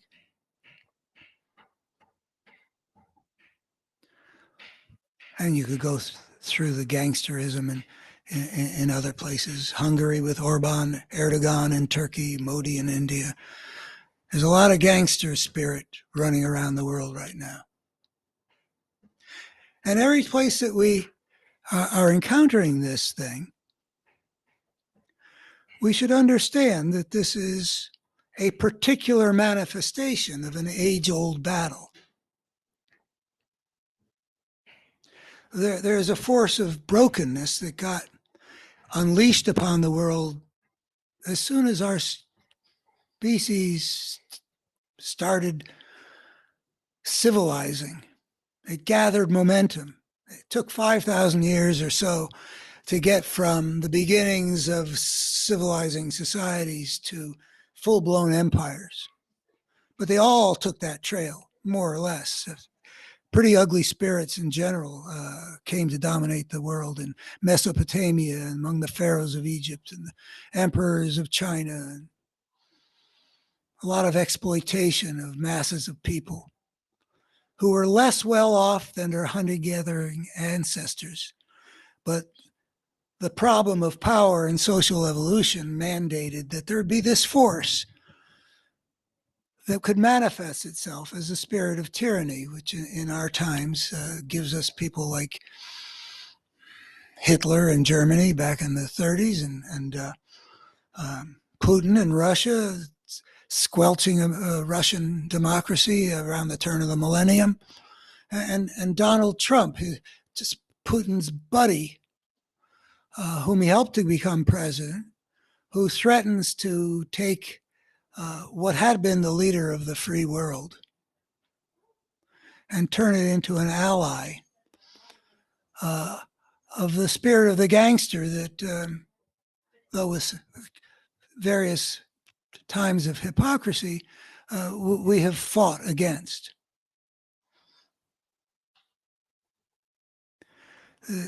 I wrote a piece a month or two ago titled, Will the American Victory in the Cold War Be Reversed? And that's one of the things that you could say is implied by the question, will we be able to defeat by Donald Trump, and will we be able to convince the great majority of the American electorate that they know that Donald Trump is guilty? All these ways that we have of fighting this fight for the force of American democracy, which is so much better for the thriving of humankind than the force of the tyrant, the gangster, who, since the beginnings of civilization, has had way too much say over how the human world evolves. You know, one of the lines that I use to say what I believe that I can show compellingly to be true is that the ugliness we see in human history is not human nature writ large. There's a lot of brokenness in America that unfortunately the force of brokenness has been feasting upon.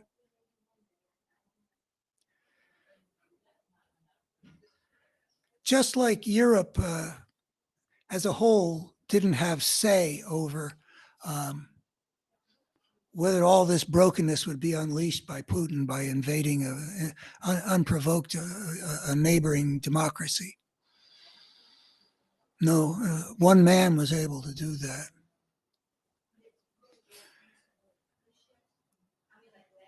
So in America, there's been a force of brokenness that's been rising that you can see operating to make use of all the forms of brokenness that America has in it. And this is another way you can see that there is, in fact, a coherent force. Now, this Republican Party that's become what I call a pure case, where I no longer can point to anything that they do that makes things better or even doesn't make things worse. When you get to that point,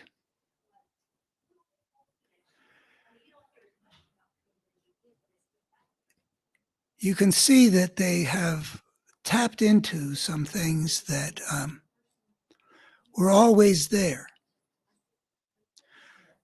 The force of American racism is a part of American culture. It's not the whole of it, but it's there. It's been a political force in many profound ways over many generations. And it's there to be tapped into. And the Republican Party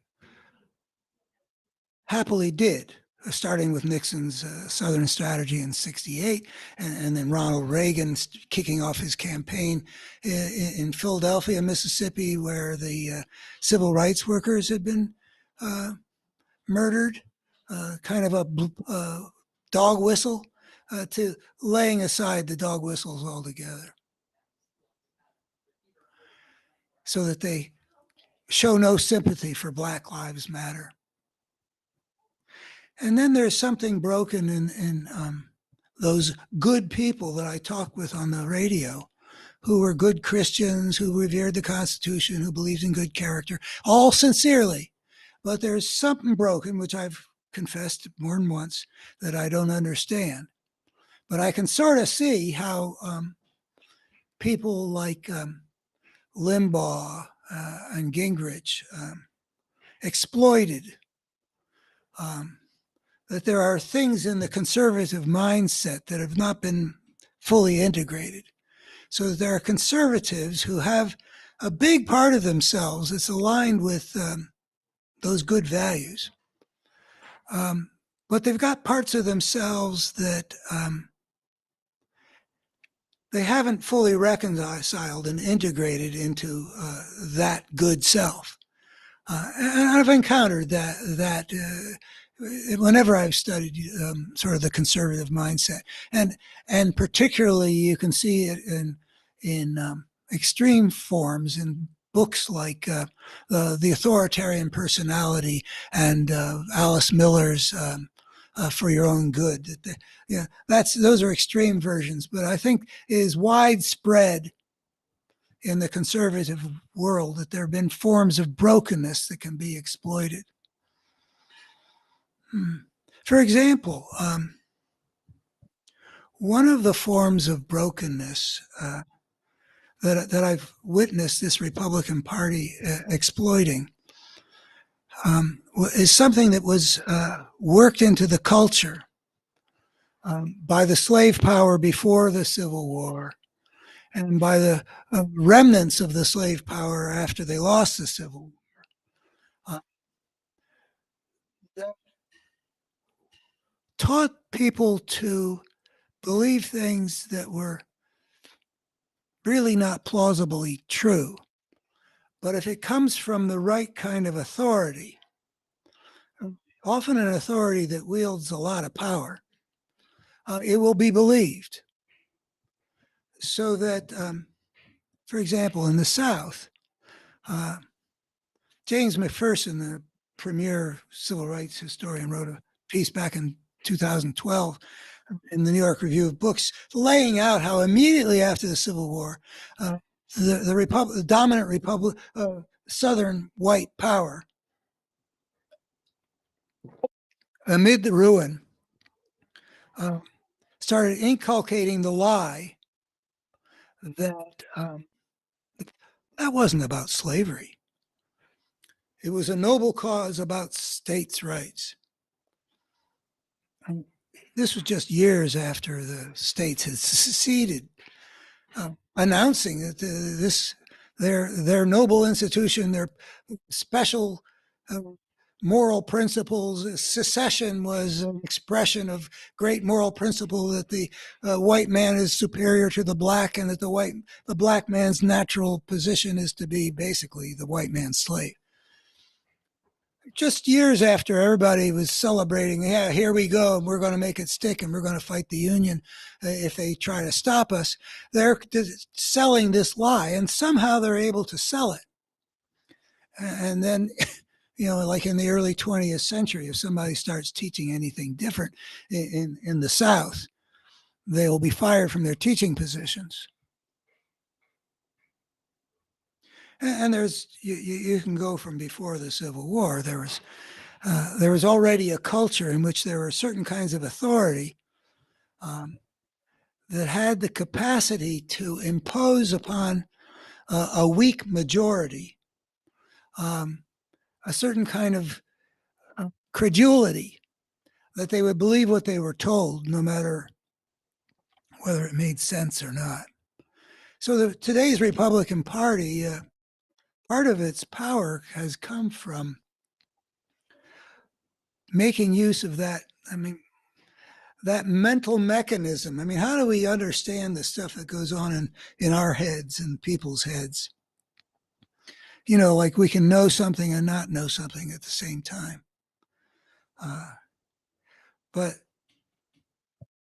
the people were able to tune out the reality that they had witnessed and absorb as a matter of faith and loyalty what this trusted authority said. And that leads all the way up to Donald Trump making use of what may be that same mechanism. There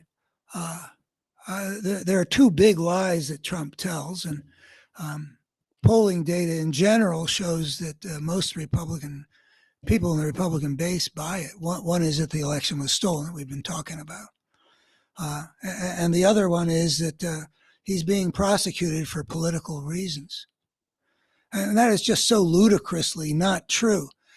But apparently a majority of people in the Republican base believe it. And I wonder, I believe that if we looked deeply enough into sort of how everything got accomplished, Donald Trump hijacked the Republican Party that the previous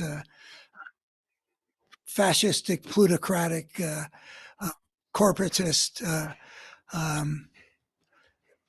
party power had engineered to create this fascistic a base that could look. It was a base that, it turned out, could look at somebody like Donald Trump, who's the opposite of what anybody should give presidential powers to, a bully, a liar, somebody who has no respect for the rules, likes to humiliate people. Yeah, he's the last person you should get. But even before Trump, he just walked in and hijacked a party that had already been created. Wow. How do you do that? Well, one of the ways you do it, I think, is that you make use of some kind of brokenness that was already in large components of the American body politic, people who've been brought up where you don't question what the authority says. And also, you don't break with what the majority in your community believes. Dissident or heretic or non-believer or whatever. These are not okay in that world, and there are forms of brokenness in liberal America that can manifest in other ways, which and have.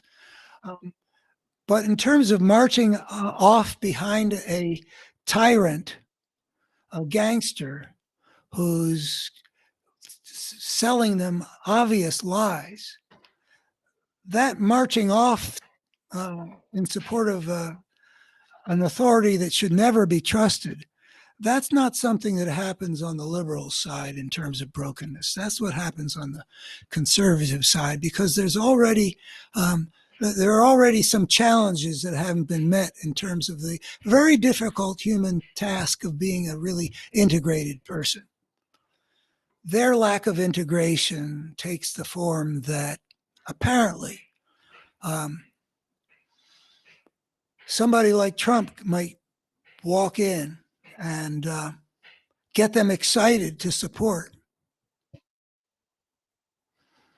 what's the opposite of the values that they believe in. Quite how it works, like I've said.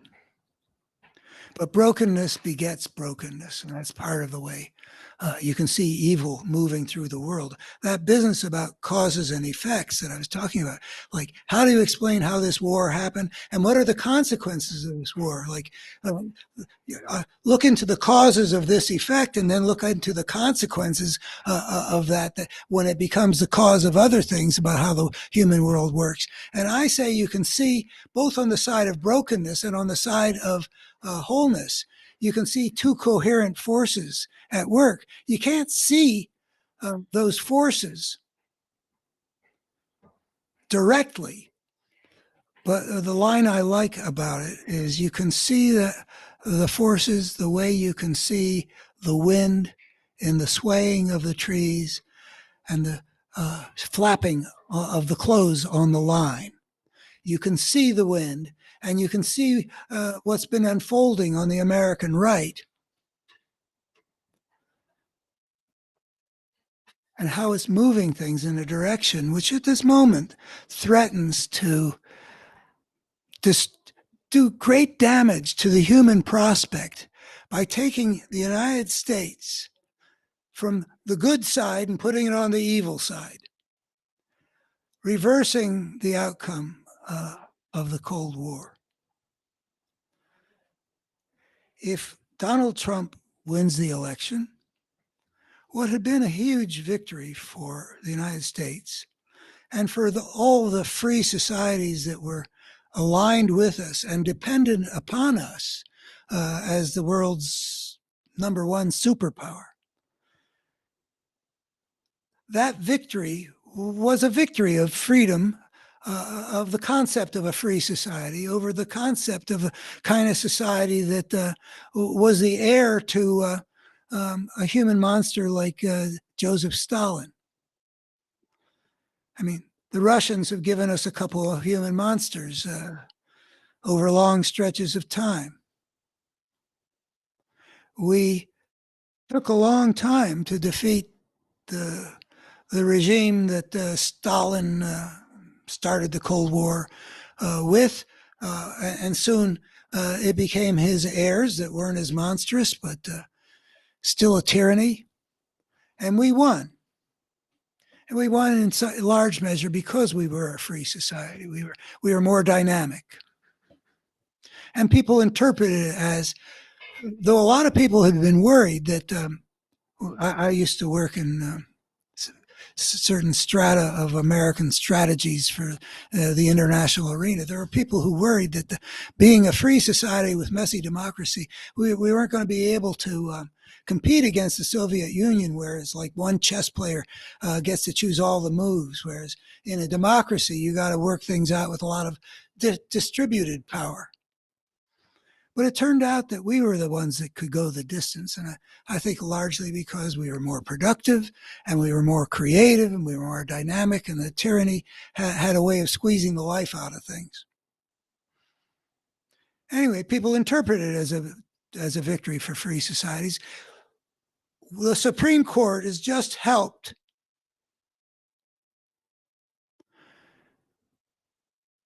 the guy who would take the United States from the category of free societies and make us the allies of the human monster, the fascist dictator, the kleptocrat in Moscow. He has been very ambitious to restore the power that the Soviet Union used to have. He thinks that the fall of the Soviet Union was the greatest tragedy in the 20th century or something like that. I thought it was the peaceful end of the Cold War and the end of the communist regime and the freeing of the Eastern European nations. I thought that was one of the high points of human history, but that's not how Putin sees it. He's on the side of tyranny. He's the fascist that doesn't care what the rules are. He won't let them get in the way of his extending his power. And if he can destroy American democracy, what a coup for him. I thought for a while, and I still think it's a decent chance it's true, that Putin's intervention in the 2016 election was important enough in its consequences that without it, Trump might not have won the presidency. I mean, it just blows my mind what a huge bonanza he got. I mean, he's been wanting to bring America down. He's hostile to the United States. He's our most aggressive adversary on the world scene. I mean, China, in some ways, a greater power at this point, but they don't have quite this. Well, I don't know. I mean, Xi is pretty aggressive too at this point, but Putin has been a much more naked adversary, and the return he got on his investment in helping Donald Trump, I think, probably sets world records as bang for the buck. But anyway, he could win the Cold War, or at least what was at the heart of the Cold War, besides the great powers that always face off against each other. There is also freedom versus tyranny. He would win the Cold War, at least for the time being. And we really cannot let that happen. I had hoped when I sent that out into the conservative area, my op-eds appear in 2 areas in the Shenandoah Valley. I hoped that would maybe give some patriots pause. People who celebrated our victory won't want to see it undone. But, I don't know. We're back to that mystery of there being some people out there who somehow don't see what's right in front of their eyes. So a campaign to put Trump's guilt right in front of their eyes is part of that whole challenge that we face, battle that we're fighting, and uncertainty we also face of if they don't see it already, what can we do? So how much would they have been affected if the jury had told them, yeah, he's guilty? Well, we don't know, but we got to do what we got to do. And what part of what we can do is put lots of energy to moving people's mental furniture. The people who don't see the criminality of this guy leading the Republican ticket and dominating the Republican Party. We got a certain number of months to maximize the number of people who do see it, putting our creativity to work, running ads that are creative. I don't know what all the forms might be, but leave it all on the field. We have a significant showdown coming here in the United States. It's the battle between two candidates. It's the battle between democracy and fascism. And it's going to play a big role also in the battle between two coherent forces that have been working in human history throughout these thousands of years, and it's focused right now in large measure here on the United States, where the scenarios that lead from the United States as a healthy democracy embodying its values versus the scenarios likely to unfold on this planet if the United States comes under the second Trump presidency. The chances of human survival, of the survival of human civilization for the long haul, take a big hit if the leader of the free world becomes instead the partner of Putin's Russia in spreading the spirit of the gangster around the world, the force of destruction. So there's everything at stake. I mean, in the same way as, if the Union had lost at Gettysburg, how would things have unfolded in terms of the survival of slavery or the preservation of the Union? If Lee had marched on Washington after winning Gettysburg, what would that have led to as an American future? There are always battles going on. Some of them are very significant, and based on the battles, all these battles are part of much bigger levels of war, ultimately down to things that can be shown to be pretty much different ways of saying the same thing. That which fosters life and fulfillment, that which fosters the degradation or destruction of life and misery. What makes things more whole, what makes things more broken. Good and evil.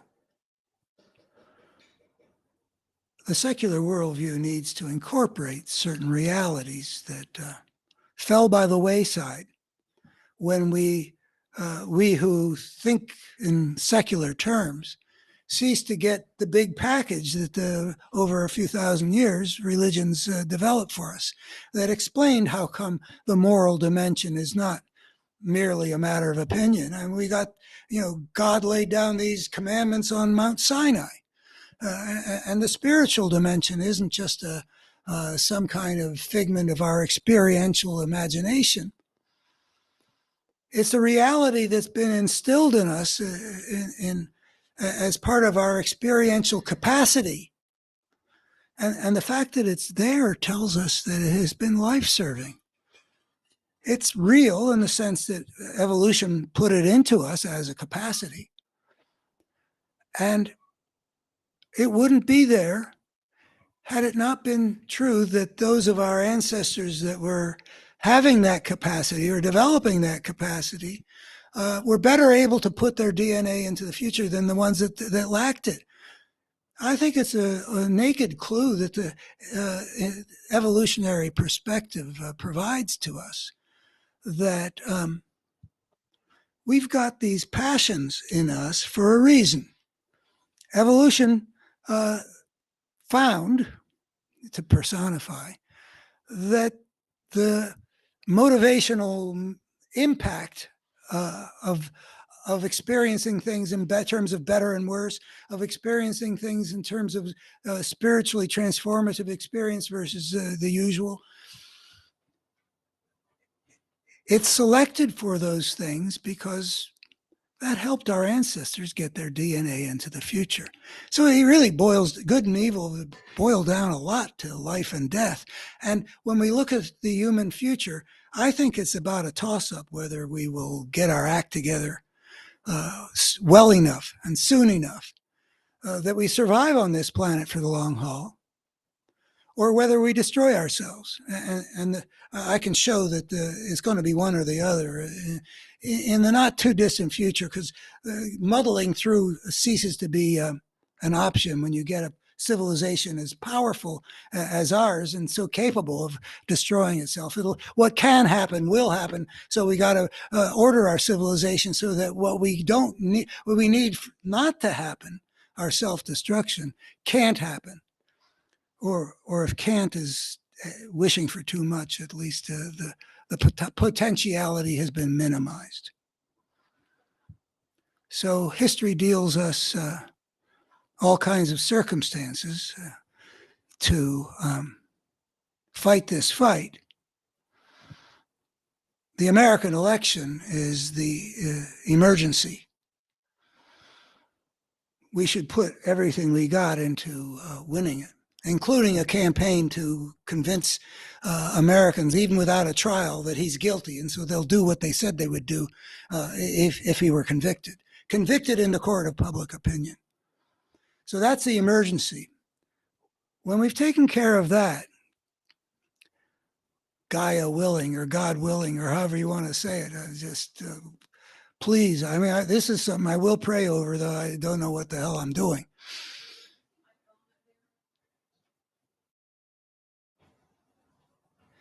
Then it will be time to turn our attention to what will surely be major battles to come. The fascist ownership of the Supreme Court is one of them. The Republican base, we on the other side who are opposed to what the Republican base is supporting, have neglected for 30 couple years the challenge of fighting for the hearts and minds of the Republican base. And they are right now the main repository of the force of evil. If they had turned against Trump after witnessing him pulling off a coup d'etat, attempting a coup d'etat, if they had abandoned him, then the Republican Party would have gone in a different direction. I mean, we heard what McCarthy and McConnell said right after the January 6th. They were disgusted. But then the Republican base stepped in and they said, no, we're not leaving him. What he did didn't turn us off. He could shoot somebody on Fifth Avenue and not lose any voters. The Republican base is a problem too.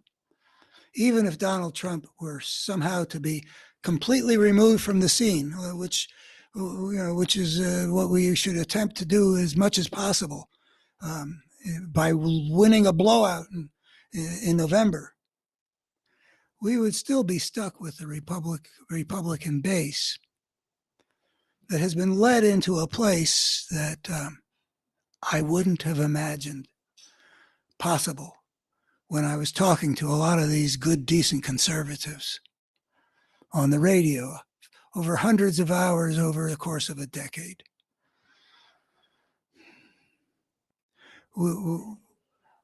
I don't know what the remedy will be.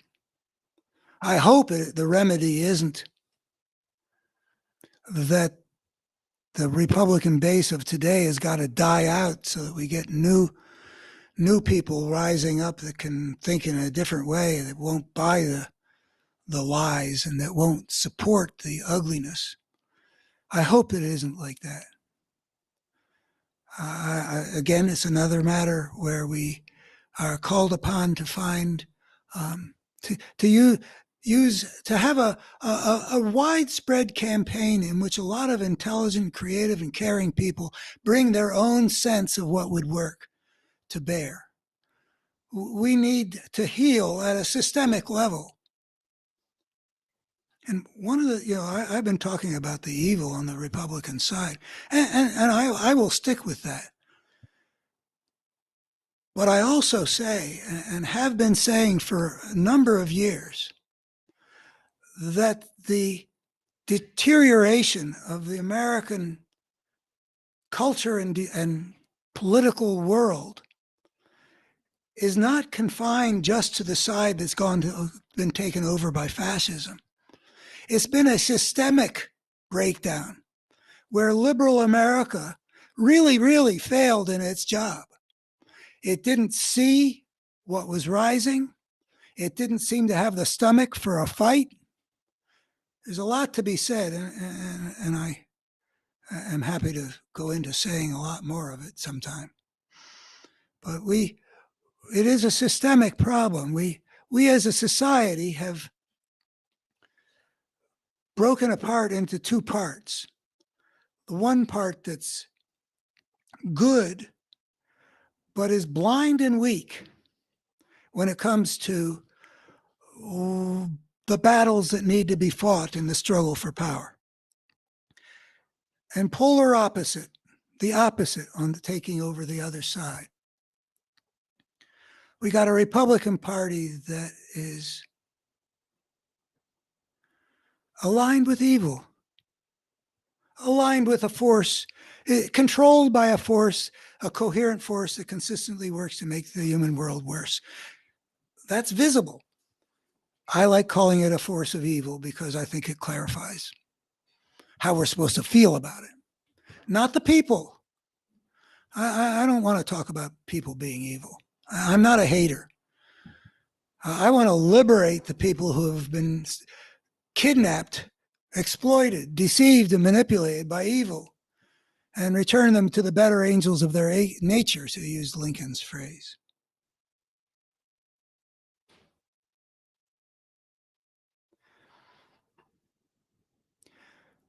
But as evil has taken over the right, which has often been the case with the story of fascism, that it is people of a certain kind of mindset that are, become Hitler Youth and get ecstatic in crowd scenes at the Nuremberg Square when the Fuhrer is giving a speech. It is the authoritarian template gets exploited to give us the tyrannies. But there's the other side of the polarizing society that's equally, in a sense, the problem. It's like what took over the Republican Party is a virus. The Democratic Party and the liberal world, et cetera, people with a secular worldview, were compelled by that situation to serve as America's immune system. When people had HIV,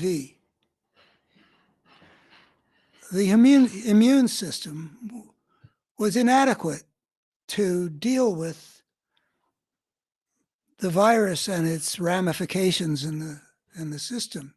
One of those ramifications, I think, was Kaposi sarcoma. It would be something that people in, I think, fairly advanced stages of age would get because they didn't have the immune system that healthy people had that could have prevented it from gaining that foothold and maybe killing them. I don't know enough about that. But likewise, in America,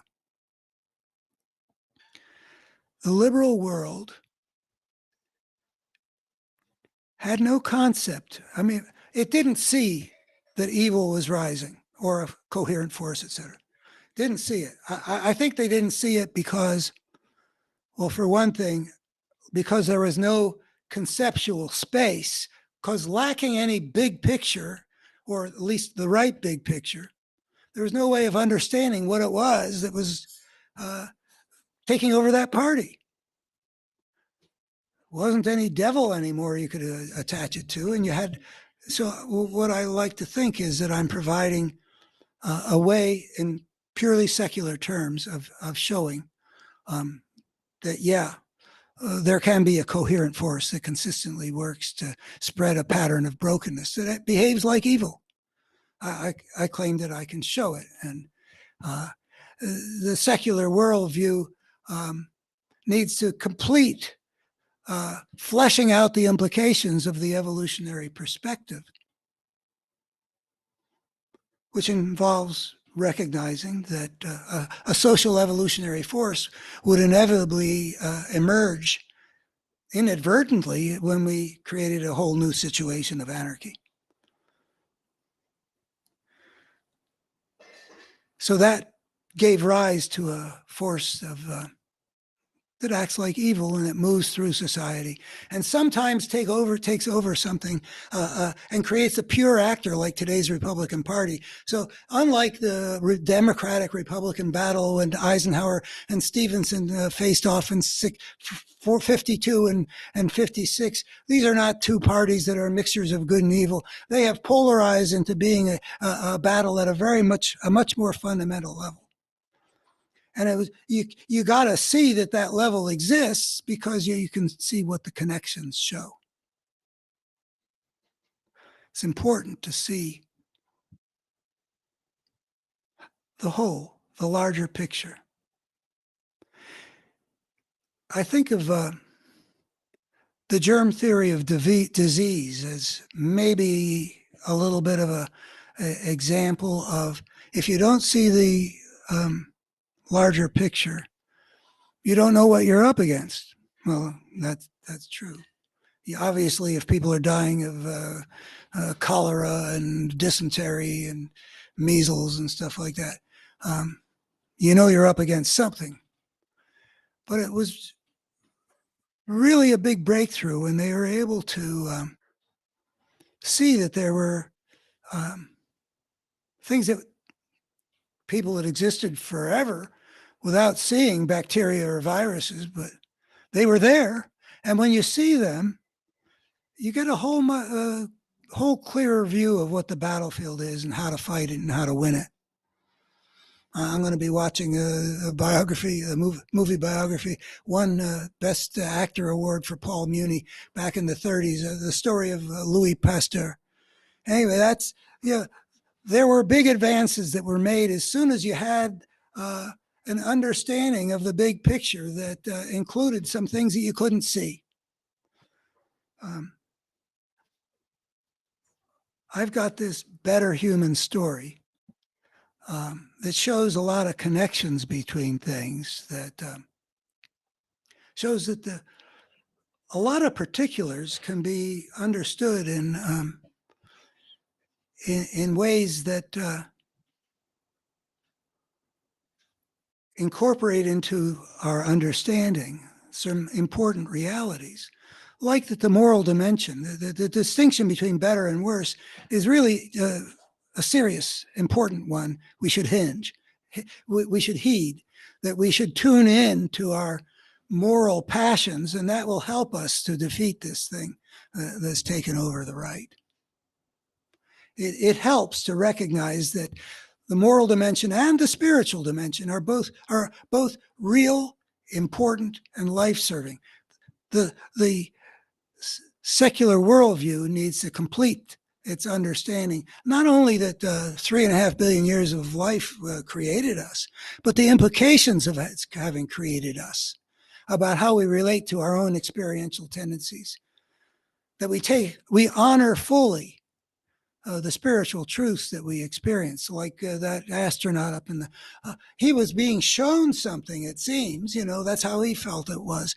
Look at this sacred planet. Well, that's a message we really should heed if we are going to survive on this planet.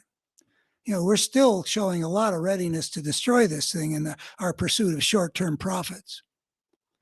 So the message that he got from experience of the sacred was definitely life-serving. And I think that is generally true when to the extent to which people are whole, when they get experiences like that, they are usually pretty good for the world to have those the spiritual truths that people come back with, treated with honor, and not given second-class citizen like the secular worldview currently does. So now is the time for all good people to come to the aid of their country. And all good people should bring to the aid of the country all the spiritual and moral passions that can make us as good at it as we can. We should be impassioned to conduct what should have been the trial that the American people would have benefited from.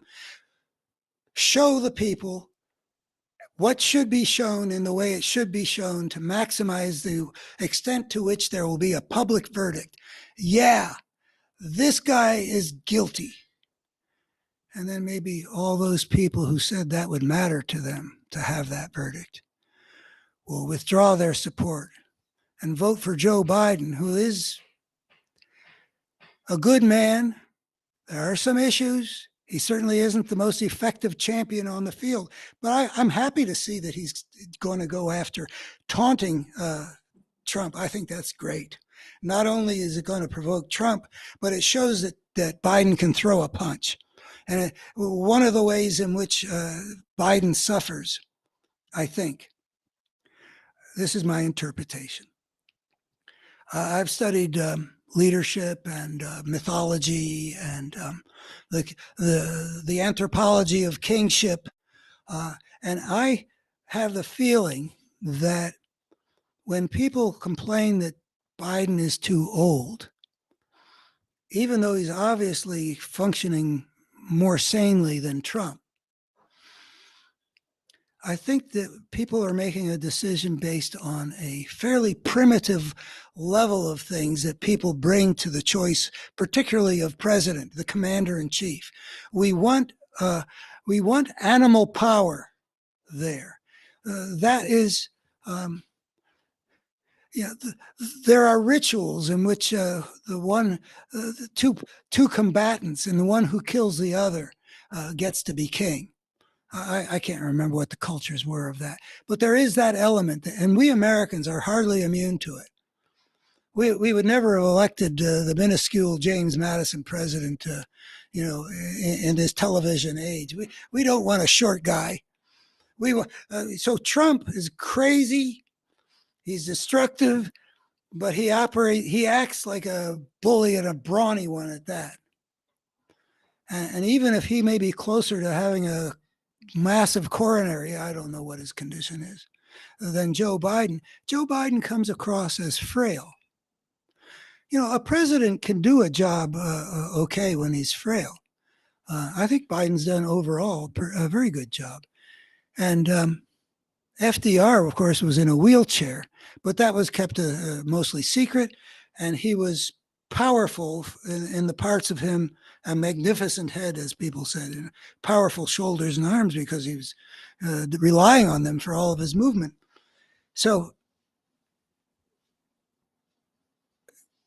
Biden needs to dramatize some of his bona fides as an alpha male. I don't know if he needs to. I think it would be a good thing for him to be and I have no fear of his being too feisty. I have no fear of all of liberal America or the Democrats coming on too strong. They have been too weak. They have held back too much for way too long. I think they're constitutionally incapable of pressing the battle too hard. So I continue to call for us to press the battle, and that that means going after the Republican base, the people who know that it's a big lie, help them to see the implications of Trump having to trying to overthrow a legitimate, so that they won't, recognizing that Trump lost, they won't support him, and maximizing the impact on those in the Republican base who say that they're waiting to find out whether he's a criminal or not. Allay that doubt. There's no reason for there to be doubt on that score. All the evidence is in there in great abundance. And one of the points to be made is, no, we're not obligated to give Donald Trump a presumption of innocence. That's what would have happened in the trial. The trial would have deprived him of his liberty if he was convicted. And that's why we've set it up so the unanimous verdict has to be beyond a reasonable doubt, and he has to be given a presumption of innocence going in. But the court, that corrupt court, is preventing us from having the jury give us that decision. And our obligation as citizens is, on the contrary, not to withhold judgment. As voters, we always have to make our best judgment as we can, based on what we know. And it's okay to say, I know he's guilty. I know he's guilty. It's okay, in spite of the presumption of innocence business, which is a nice principle for trials. It's okay because, first of all, it's true. We should know it's true. And secondly, we're not going to deprive him of his liberties by coming to that conclusion.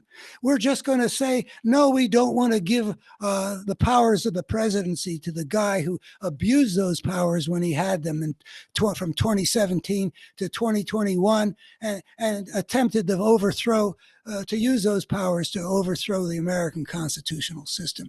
That's all we're taking away from him, something he is manifestly unentitled to. Of course, the court should have removed him because he's, as the three dissenters said, he was what was the phrase? An oath-breaking insurrectionist. And what the court did on that thing was disgraceful also, but I'll skip that. This guy doesn't deserve the presidency. Nobody with their head screwed on straight who really believes in American values should consider for a moment voting for this guy. Thank you. Bye-bye.